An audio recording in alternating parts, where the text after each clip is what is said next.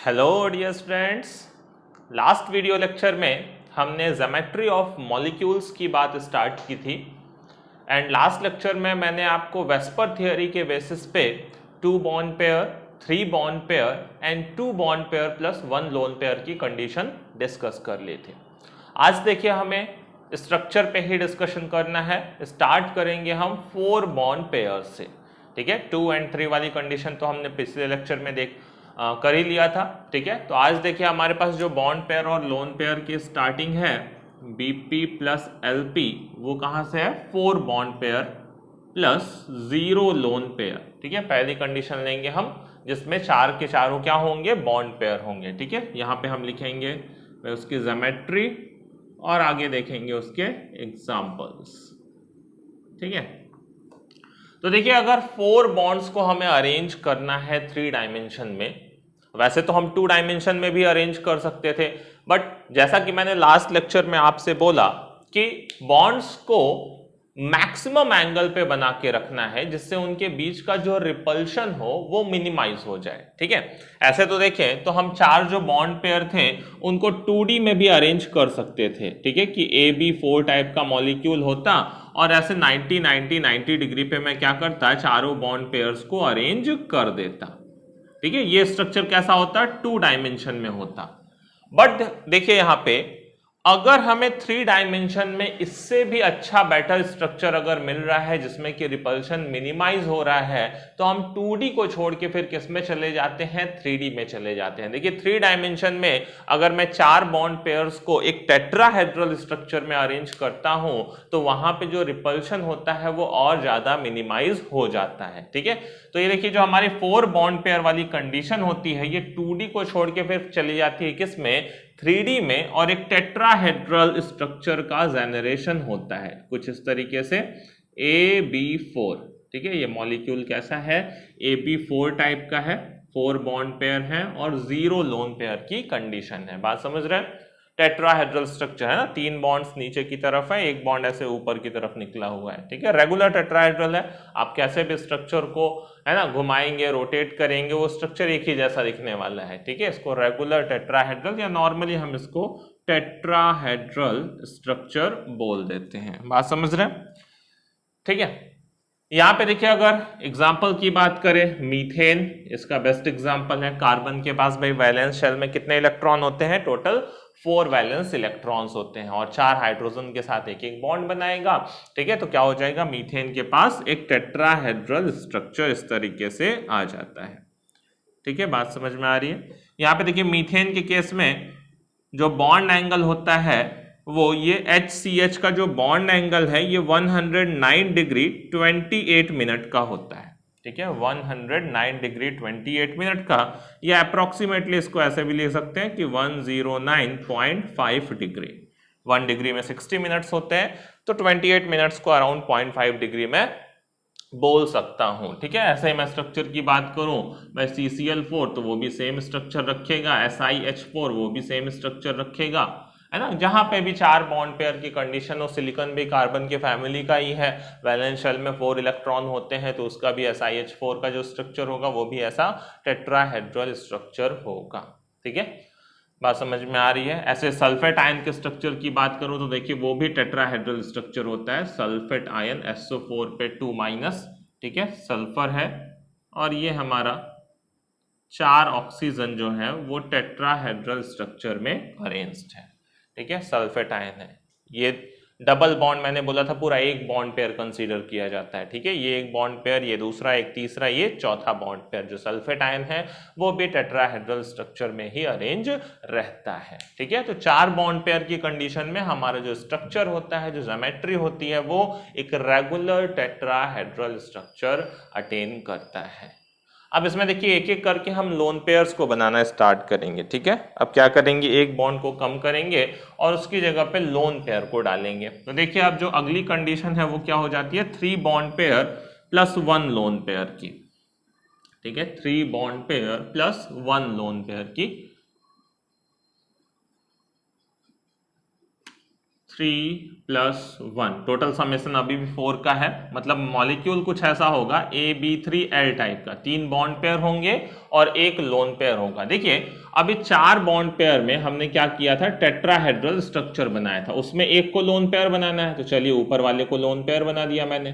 किसी को भी बनाता कोई फर्क नहीं पड़ता, क्योंकि मैंने कहा वो रेगुलर टेट्राहेड्रल स्ट्रक्चर था, रेगुलर टेट्राहेड्रल था। लेकिन अब ध्यान दीजिएगा जो बॉन्ड एंगल है, ये यहाँ पे BAB का जो बॉन्ड एंगल है वो थोड़ा सा कम हो जाएगा, क्योंकि ऊपर से देखिए ये लोन पेयर के रिपल्शन पाएंगे, सारे के सारे बॉन्ड क्या पाएंगे, ये 3 बॉन्ड जो ऐसे नीचे की तरफ को हैं वो ऊपर से लोन पेयर से रिपल्शन पाएंगे, तो थोड़े अंदर की तरफ हो जाएंगे, ठीक है।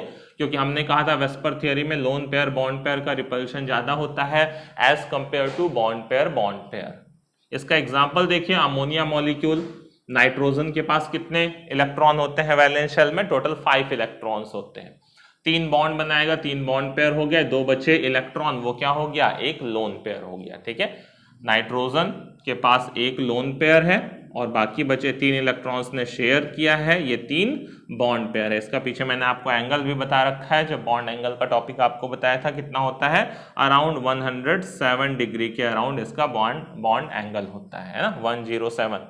उससे देखिए थोड़ा कम हो गया, जो पीछे 109 का बॉन्ड एंगल था, 109 डिग्री 28 मिनट से, उससे थोड़ा सा कम हो गया। क्यों कम हो गया, क्योंकि ऊपर से लोन पेयर का रिपल्शन पा रहा है, तो जो बॉन्ड से अंदर वाले वो थोड़े से क्या हो जाएंगे, क्लोज हो जाएंगे। बात समझ में आ रही है, ठीक है। ऐसे फॉस्फीन की बात करें तो वही चीज होगा, PH3 के पास भी वैसा ही कंडीशन होगा, ठीक है, PH3 फॉस्फीन में भी। हाँ, बट बॉन्ड एंगल देखिए यहाँ चेंज होता रहेगा, फॉस्फीन में भी स्ट्रक्चर तो ऐसा ही रहेगा, बट ये जो बॉन्ड एंगल था ये बदल जाएगा, ये 107 नहीं रहेगा, ठीक है। ये 107 से एक्चुअली में थोड़ा सा कम होता है, 107 से फॉस्फीन के अंदर बॉन्ड एंगल थोड़ा कम होता है, उसका भी रीजन हम दे सकते हैं, ठीक है। चलिए उसको समझ लेते हैं जरा कि बॉन्ड एंगल किसका ज्यादा और किसका कम होगा ऐसे कंडीशन में। ध्यान दीजिए, नाइट्रोजन की इलेक्ट्रोनिगेटिविटी फॉस्फोरस से ज्यादा है। मैं दोनों में बॉन्ड एंगल को कंपेयर करना आपको बता रहा हूं। नाइट्रोजन का जो इलेक्ट्रोनिगेटिविटी है वो फॉस्फोरस से ज्यादा है। तो देखिए ये जो नाइट्रोजन हाइड्रोजन के बॉन्ड के जो इलेक्ट्रॉन्स हैं वो किसकी तरफ को ज्यादा शिफ्टेड रहेंगे, नाइट्रोजन की तरफ को। ये देखिए ऐसी कुछ कंडीशन होगी, है ना। जो बीच के इलेक्ट्रॉन है भाई वैलेंस, ठीक है, ये वैलेंस शेल के जो इलेक्ट्रॉन थे जिन्होंने हाइड्रोजन के साथ शेयरिंग की थी, तो शेयर्ड इलेक्ट्रॉन जो है वो थोड़े से नाइट्रोजन की तरफ शिफ्टेड रहेंगे। यहाँ पे थोड़े कम शिफ्टेड रहेंगे फॉस्फोरस की तरफ, थोड़े दूर रहेंगे फॉस्फोरस से। क्यों, क्योंकि इलेक्ट्रोनिगेटिविटी जो है वो नाइट्रोजन की ज्यादा है फॉस्फोरस से। तो यहाँ पे जो इलेक्ट्रॉन्स है वो थोड़े ऊपर की तरफ रहेंगे, यहाँ पे इलेक्ट्रॉन थोड़े नीचे की तरफ रहेंगे। और देखिए जितने इलेक्ट्रॉन ऊपर की तरफ जाएंगे उनके बीच में रिपल्सिव फोर्सेस वर्क करने लगेंगे और जो बॉन्ड एंगल है वो बढ़ जाएगा। समझ रहे हैं, यहाँ पे इलेक्ट्रॉन नीचे हैं, थोड़े दूर दूर है, रिपल्शन कम होगा तो बॉन्ड एंगल भी कम होगा, ठीक है। तो अगर मैं बॉन्ड एंगल की बात करूं तो इसमें जो बॉन्ड एंगल है अमोनिया में वो थोड़ा सा ज्यादा होगा एज कंपेयर टू फॉस्फीन। बात समझ रहे हैं, क्योंकि सराउंडिंग तो सेम था, सराउंडिंग सेम था, जो भी यहाँ पे आपका कंपैरिजन होता वो किससे होता, वो सेंट्रल एटम की इलेक्ट्रोनिगेटिविटी से होता। ओके, क्लियर है। तो यहाँ पे ये जो एंगल है ये 107 का है, वहां 107 से लेसर एंगल होगा। अब देखिए बात करते हैं अगली हम 2 बॉन्ड पेयर 2 लोन पेयर की कंडीशन की। ऐसे स्ट्रक्चर जिसमें 2 बॉन्ड पेयर हो और 2 लोन पेयर हो, ठीक है। 4+0 देख लिया, 3+1 देख लिया। देखिए 2+2 की कंडीशन, 2+2 मतलब ऐसा मॉलिक्यूल हो AB2L2 टाइप का। अब देखिए हमें 2 बॉन्ड पेयर और 2 लोन पेयर बनाने हैं। तो चारों बॉन्ड पेयर में टेट्राहेड्रल बनाया था, उसमें 2 को सपोज करिए लोन पेयर बनाते हैं। तो देखिए बेंड स्ट्रक्चर बनता है, यहाँ पे 2 लोन पेयर हो जाते हैं और 2 बॉन्ड पेयर ऐसे वी शेप में आ जाते हैं, वी शेप या बेंड शेप में, क्योंकि देखिए रिपल कर रहे होंगे, 2 के दोनों जो लोन पेयर्स हैं वो रिपल कर रहे हैं ना ऊपर से, ठीक है। तो ये जो एंगल होगा ये थोड़ा और कम हो जाएगा। पीछे तो एक ही लोन पेयर था, अब 2 लोन पेयर आ गए, अब ये एंगल और कम हो जाएगा। जैसे देखिए नॉर्मल आप वाटर मॉलिक्यूल का एग्जाम्पल ले सकते हैं। ऑक्सीजन के पास क्या है, 2 हाइड्रोजन के साथ 2 बॉन्ड पेयर बना रखा है। ऑक्सीजन के वैलेंस शेल में टोटल कितने इलेक्ट्रॉन्स होते हैं, 6 इलेक्ट्रॉन्स। तो बच्चे उसके 4 इलेक्ट्रॉन जो कि 2 लोन पेयर्स हैं। और एंगल मैंने आपको पीछे बता रखा है, वाटर में 104.5 डिग्री का होता है। तो ये देखिए और थोड़ा सा एंगल छोटा हो गया। मीथेन में 109 के अराउंड था, है ना। अमोनिया में 107 के अराउंड था, वाटर में 104 पे आ गया। जैसे जैसे ऊपर लोन पेयर बढ़ता जा रहा है वैसे वैसे बॉन्ड एंगल क्या होता जा रहा है, 4 वाली कंडीशन में कम होता जा रहा है। बात समझ में आ रही है। ऐसे ही H2S की बात कर लो, उसका भी स्ट्रक्चर सेम होगा, है ना। अब इसमें भी देखिए बॉन्ड एंगल जैसे मैंने पीछे कंपेयर किया, आप कंपेयर कर सकते हैं, आप कंपेयर कर सकते हैं खुद, किसका एंगल कम होगा किसका एंगल ज्यादा होगा। उसमें देखिए एंगल बहुत ही कम हो जाता है, 92 डिग्री के अराउंड H2S का एंगल आता है, 92-93 डिग्री के अराउंड। क्यों? क्योंकि ऑक्सीजन में इलेक्ट्रोनेगेटिविटी ज्यादा है, इलेक्ट्रॉन को ऊपर खींच के रखेगा। सल्फर की इलेक्ट्रोनेगेटिविटी कम है, इलेक्ट्रॉन नीचे की तरफ रहेंगे, ऊपर रहेंगे, ज्यादा रिपल्शन, बॉन्ड एंगल ज्यादा होगा। यहाँ भी H2O और H2S में देखूं तो बॉन्ड एंगल किसका ज्यादा होगा, H2O का ज्यादा होगा। बात समझ में आ रही है। बॉन्ड एंगल H2O का ज्यादा होगा as compared to H2S। Electron ज्यादा ऊपर की तरफ रहेंगे because electronegativity of oxygen is more than sulphur. ठीक है, तो इलेक्ट्रॉन ऊपर रहेगा, रिपल्शन ज्यादा फील होगा, ज्यादा क्लोजनेस है इलेक्ट्रॉन क्लाउड्स में, तो बॉन्ड एंगल भी बड़ा होगा। बात समझ में आ रही है। ठीक है, H2S में बहुत ही कम होता है, 92 डिग्री के अराउंड शायद बॉन्ड एंगल होता है। ठीक है, तो ये हमारी आखिरी कंडीशन थी 4 वाले समेशन में। अब चलते हैं देखिए 5 के ऊपर, 5 बॉन्ड पेयर 0 लोन पेयर। ठीक है, अच्छा 1+3 की कंडीशन नहीं लेनी है भाई। 1+3 क्यों नहीं लेना है, एक ही बॉन्ड पेयर में शेप क्या बताना है।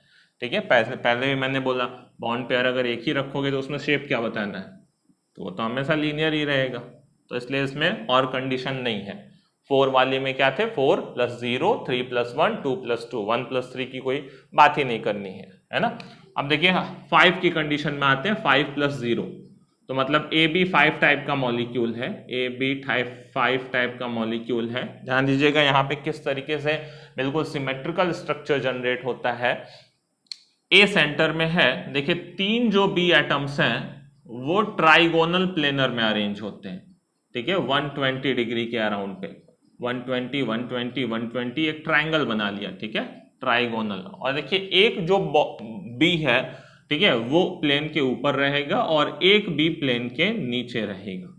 एक बेस है ट्राइंगुलर, है ना, एक ऊपर और एक नीचे। ठीक है, तो ट्राइगोनल बाई पिरामिडल, ये ऊपर से पिरामिड बनाएगा और ये नीचे से पिरामिड बनाएगा। बात समझ रहे हैं। ठीक है, मतलब दोनों ये पिरामिड बोलेंगे भाई, यहां से ऐसा ज्वाइन कर दो तो ये पिरामिड जैसा बन जाएगा। समझ में आ रहा है, जो डॉटेड है भाई वो शेप को रिप्रेजेंट कर रहा है, वो कोई बॉन्ड नहीं है। ठीक है, ये ऐसा एक ऊपर से पिरामिड बन गया, एक नीचे से पिरामिड बन गया, तो क्या है ये, ट्राइगोनल बाई पिरामिडल बोलते हैं इस शेप को। ठीक है, रिपल्शन को मिनिमाइज करने के लिए इन तीनों को 120 पे रख दिया सिमेट्रिकल, और एक ऊपर और एक नीचे। ठीक है, यहाँ पे देखिए इस बॉन्ड को ये जितना ऊपर से रिपल करेगा ये नीचे से रिपल करेगा, नेट रिपल्शन 0। ठीक है, ये जितना इसको ऊपर से करेगा ये उतना नीचे से करेगा, नेट रिपल्शन 0। बात समझ में आ रही है। और 120 पे तो वैसे ही नेट रिपल्शन 0 था। ठीक है, तो यहाँ पे देखिए एग्जाम्पल आपका क्या है, PCl5। फॉस्फोरस के पास वैलेंस शेल में 5 इलेक्ट्रॉन होते हैं, 5 के 5 क्लोरीन के साथ शेयर अप हो गए, है ना, तो PCl5 का स्ट्रक्चर ऐसा ही होगा, PCl5। ठीक है, phosphorus pentachloride, trigonal bipyramidal structure में। अब ये ट्राइंगल को आप डॉटेड से दिखा दीजिए और बाकी वो ऊपर नीचे वाले दिखाने की जरूरत नहीं है। ठीक है, इससे आपको क्लियरिटी रहेगी थोड़ी पिक्चर में, ये ऊपर से ज्वाइन करने की कोई ज़रूरत नहीं है, ये तो केवल शेप को डिस्क्राइब करने के लिए डॉटेड हम वहाँ पे स्ट्रक्चर को ड्रॉ करते हैं। ठीक है, तो ऐसे कोई भी मॉलिक्यूल होगा जिसमें केवल 5 बॉन्ड पेयर प्रेजेंट हैं, ठीक है, तो वहाँ पे इस तरीके से ट्राइगोनल बाइपिरामिडल स्ट्रक्चर डेवलप होगा। अब देखिए इसमें वेरिएशन की बात करूँ तो 4+1 लूंगा, 4 बॉन्ड पेयर 1 लोन पेयर, फिर 3 बॉन्ड पेयर 2 लोन पेयर, फिर 2 बॉन्ड पेयर 3 लोन पेयर, वो सारी पॉसिबल वैरायटी आएगी इसमें भी। ठीक है, चलिए फटाफट उनको भी देख लेते हैं। अब यहाँ पे 5+0 की जगह हम क्या करने जा रहे हैं, 4+1, 4+1 की कंडीशन, मतलब AB4L टाइप की कंडीशन, AB4L टाइप की कंडीशन। तो देखिए जो हमारे बॉन्ड पेयर्स थे उसमें से एक को हमने लोन पेयर बना दिया, वो कौन सा, इक्वेटोरियल पोजीशन वाला। ध्यान दीजिएगा ये हमारे पास ट्राइगोनल बाइपिरामिडल था स्ट्रक्चर, ट्राइगोनल बाइपिरामिडल, है ना, इसमें ये 3 बॉन्ड को इक्वेटोरियल बॉन्ड्स बोलते हैं और ये जो 2 बॉन्ड है ये एक्सियल बॉन्ड बोले जाते हैं। एक्सियल बॉन्ड में एक्चुअली रिपल्सन ज्यादा होता है, एक्सियल पोजीशन पे रिपल्सन ज्यादा होता है, इक्वेटोरियल पोजीशन पे रिपल्सन कम होता है। तो जो हमें लोन पेयर इसमें से बनाना है वो इसको और इसको आप नहीं बनाओगे, और बाकी इन तीनों में से किसी को भी लोन पेयर बना दो चलेगा, स्ट्रक्चर एक ही जैसा रहेगा। ठीक है, तो ज्यादा अच्छा स्ट्रक्चर दिखाई दे तो मैं इधर वाले को लोन पेयर बना देता हूं। तो देखिए ये जो स्ट्रक्चर बचता है इसको शीशॉ स्ट्रक्चर बोलते हैं। शीशॉ अगर आपने देखा हो, है ना, जिसपे बच्चे भी बैठ के झूलते हैं ये दोनों तरफ, ठीक है, इसको शीशॉ बोलते थे। तो वही शेप देखिए ऐसा कुछ दिख रहा है। ठीक है, तो इस स्ट्रक्चर को हम शीशॉ स्ट्रक्चर बोलते हैं। क्लियर है? तो यहां पे देखिए स्ट्रक्चर की अगर मैं बात करूं, ठीक है, शीशॉ स्ट्रक्चर, SF4 का स्ट्रक्चर आप शीशॉ देख सकते हैं, है ना। सल्फर के पास कितने होते हैं? 6 वैलेंस इलेक्ट्रॉन होते हैं। 6 वैलेंस इलेक्ट्रॉन 4 बॉन्ड पेयर बनाएगा और एक क्या हो जाएगा उसके पास? लोन पेयर हो जाएगा, है ना, इस तरीके से SF4 एक इसका लोन पेयर है। ठीक है, बात समझ में आ रही है? तो एक लोन पेयर और 4 बॉन्ड पेयर की कंडीशन में शीशॉ स्ट्रक्चर हमें देखने को मिलता है। ओके, चलिए अब एक और कंडीशन देखते हैं, एक और लोन पेयर बढ़ाते हैं तो क्या केस होगा। अच्छा, ये लोन पेयर आप चाहे जहां पे बनाते, स्ट्रक्चर में कोई फर्क नहीं पड़ता, ठीक है, उसको आप शीशॉ ही बोलते, बट स्ट्रक्चर देखने में थोड़ा शीशॉ जैसा नहीं लगेगा। अदरवाइज ये तीनों पोजिशन इक्विवेलेंट हैं। आप इसको बॉन्ड पेयर रहने देते, आप इसको बॉन्ड पेयर रहने देते, इसको लोन पेयर बना देते तो भी कोई स्ट्रक्चर वो गलत नहीं था। ठीक है, और ऐसे ही सेम अगर आप इसको बॉन्ड पेयर रहने देते, इसको बॉन्ड पेयर रहने देते और इसको लोन पेयर बना देते तो भी स्ट्रक्चर कोई रॉन्ग नहीं था। ये तीनों स्ट्रक्चर एक ही है भाई, क्योंकि ये तीनों जो बॉन्ड्स है वो इक्विवेलेंट है ना, इक्वेटोरियल पोजीशन पे है जो। ठीक है, तो ये ऐसा भी बना सकते हैं, इस तरह का भी, इस तरह। बस इसमें आपको शीशॉ स्ट्रक्चर बहुत अच्छा विजिबल नहीं है, इसमें ज्यादा अच्छा शीशॉ विजिबल है, तो हमेशा इधर वाले को हम लोन पेयर बनाना पसंद करते हैं। बात समझ में आ रही है? अदरवाइज वो दोनों स्ट्रक्चर भी रॉन्ग नहीं है। अब देखिए 4+1 की जगह हम 3+2 की बात करें, 3+2 की बात करें, ठीक है, 3 बॉन्ड पेयर ले, 2 लोन पेयर ले, मतलब AB3L2 टाइप का स्ट्रक्चर बोले, AB3L2 टाइप का। देखिए अब उसमें से 2 को लोन पेयर बना देंगे हम, B, यहाँ पे B और ये लोन पेयर हो गया, ये लोन पेयर हो गया, है ना, 2 लोन पेयर और 3 बॉन्ड पेयर हो गया। बात समझ में आ रहा है? अब जो 3 थे भाई इक्वेटोरियल पोजीशन में, उसमें 2 को लोन पेयर बना दिया। जो ये शेप कैसा आ जाता है? टी शेप का है, ये टी शेप बोलते हैं भाई, लेटर टी के शेप का है। जैसे मैं बात करूँ ClF3 का, ClF3 क्लोरीन ट्राइफ्लोराइड, है ना, तो क्लोरीन के पास देखिए 7 वैलेंस इलेक्ट्रॉन होते हैं, 3 फ्लोरीन के साथ उसने बॉन्डिंग कर ली, बचे 4 वैलेंस इलेक्ट्रॉन, तो 4 मिलके क्या बनाएंगे? 2 लोन पेयर बनाएंगे। तो ClF3 बहुत ही फेमस मॉलिक्यूल है स्ट्रक्चर के लिए, टी शेप का इसका स्ट्रक्चर होता है। ऐसे BrF3 की बात करूं वो भी टी शेप होगा, है ना। चलिए नेक्स्ट देखते हैं, एक और लोन पेयर बढ़ाएं, 2+3 की कंडीशन। तो देखिए ये वाले को भी लोन पेयर कर देंगे फिर 2+3 की कंडीशन में। अब जो ये भी बचा था इसको भी लोन पेयर कर दीजिए, हो गया 2+3 की condition, 2 bond pair 3 lone pair, है ना, AB2L3 टाइप का मॉलिक्यूल, 3 लोन पेयर इक्वेटोरियल में हो गए और 2 बॉन्ड एक्सियल में हो गए। ठीक है, बात समझ रहे हैं? जैसे मैं बात करूं ज़ेनॉन के डाइफ्लोराइड XeF2 की, ज़ेनॉन के पास 8 वैलेंस इलेक्ट्रॉन होते हैं, तो 2 के साथ बॉन्डिंग करी उसने 2 फ्लोरीन के साथ, ठीक है, और 3 इसके लोन पेयर हो गए। अच्छा, इस शेप को क्या बोलेंगे? लीनियर, है ना भाई, अब लीनियर शेप बचा। ठीक है, ये तो सीधा सीधा लीनियर है ना, AB2 जो है लीनियर शेप बचता है, ये लीनियर। ठीक, तो ये आखिरी कंडीशन थी टोटल समेशन 5 में, टोटल समेशन 5 की ये लास्ट कंडीशन थी, है ना, क्योंकि अब इसके आगे 1+4 नहीं कर सकता। 1+4 करने का मतलब 4 लोन पेयर के लिए एटलीस्ट 8 इलेक्ट्रॉन चाहिए और एक बॉन्ड पेयर के लिए भी 1 इलेक्ट्रॉन चाहिए, तो 9 इलेक्ट्रॉन वाला तो कोई एलिमेंट ही नहीं है कि जिसके पास आउटर मोस्ट शेल में 9 इलेक्ट्रॉन हो, तो 1+4 की तो कंडीशन ही नहीं बन सकती है ना। केवल कितने बन सकती है? 2+3 की कंडीशन तक बन सकती है टोटल समेशन 5 में। अब देखिए आगे चलते हैं, टोटल समेशन 6 पे चलते हैं। 6 + 0 की कंडीशन लेते हैं, बॉन्ड पेयर 6 हो, लोन पेयर 0 हो। ठीक है, 6 bond pair plus 0 lone pair, AB6 type का मॉलिक्यूल। देखिए यहाँ पे जो ज्योमेट्री होती है वो ऑक्टाहेड्रल ज्योमेट्री होती है।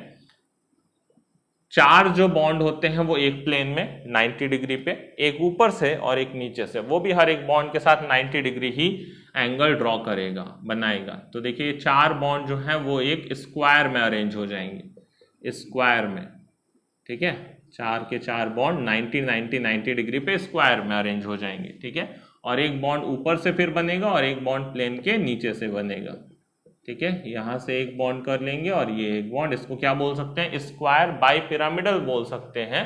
ठीक है, लेकिन नॉर्मली हम इसको क्या बोलते हैं, ऑक्टाहेड्रल ज्योमेट्री बोलते हैं, ऑक्टाहेड्रल ज्योमेट्री बोलते हैं। ठीक है, जैसे SF6 की हम बात कर ले, ये ऑक्टाहेड्रल होता है, सल्फर के पास वैलेंस शेल में 6 इलेक्ट्रॉन्स हैं, तो ये क्या करेगा, 4 फ्लोरीन के साथ एक प्लेन में, ठीक है, और एक ऊपर से आ जाएगा और एक नीचे से आ जाएगा। ये सबके बीच में 90 डिग्री है भाई। ठीक है, सबके बीच में 90 डिग्री का एंगल यहाँ पे बना हुआ है। ओके, क्लियर, बात समझ में आ रही है। अब इसमें देखिए आपको एक लोन पेयर बनाना है, 5+1 की कंडीशन बनानी है। 5+1 की कंडीशन में नीचे वाले को लोन पेयर बना दीजिए, चाहे ऊपर वाले को लोन पेयर बना दीजिए, क्या बचेगा, स्क्वायर पिरामिड स्ट्रक्चर बचेगा। 2 लोन पेयर बनाने हैं, इसको भी लोन पेयर बना दीजिए, इसको भी लोन पेयर बना दीजिए, है ना। तो ये 4 के 4 बचेंगे, स्क्वायर प्लेनर स्ट्रक्चर बचेगा। बात समझ में आ रही है सबको, स्क्वायर प्लेनर स्ट्रक्चर बचेगा वहां पे। ठीक है, चलिए मैं फटाफट बता देता हूं।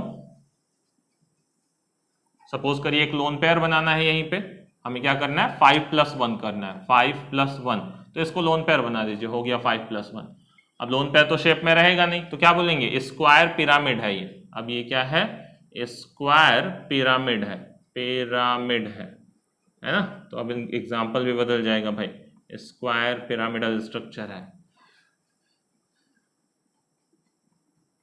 ठीक है, 5 बॉन्ड पेयर, 0 लोन पेयर, जैसे हम बात करें भाई, है ना, कोई हैलोजन एटम ले लें, ICl5 की बात कर लें, ICl5 की बात कर लें, तो 5 बॉन्ड पेयर होंगे और एक लोन पेयर बचेगा। अब ऐसा सपोज करिए इसमें हमें एक और लोन पेयर बनाना है, 4+2 की कंडीशन, 4+2 की कंडीशन, तो इसको भी लोन पेयर बना दीजिए, ये लीजिए। तो स्ट्रक्चर का नाम क्या देंगे हम, स्क्वायर प्लेनर। अब तो केवल क्या बचा है, एक प्लेन में 4 B एटम्स बचे, तो स्ट्रक्चर का नाम क्या हो जाएगा, स्क्वायर प्लेनर स्ट्रक्चर हो जाएगा। ठीक है, स्क्वायर प्लेनर स्ट्रक्चर हो जाएगा। ठीक है, जैसे XeF4 जो होगा, XeF4 ज़ेनॉन का टेट्राफ्लोराइड, 4 बॉन्ड पेयर होंगे और 2 बचे उसके लोन पेयर्स हो जाएंगे। क्लियर है, बात समझ में आ रही है ना। तो इस तरीके से आप क्या कर सकते हैं, मॉलिक्यूल की ज्योमेट्री को डिफाइन कर सकते हैं। एक लास्ट कंडीशन देखिए, 7 की कंडीशन में क्या होगा, AB7 टाइप का अगर मॉलिक्यूल होगा तो 5 जो B एटम्स हैं वो एक प्लेन में, 5 B एटम्स एक प्लेन में हो जाएंगे, पेंटागन बनाएंगे।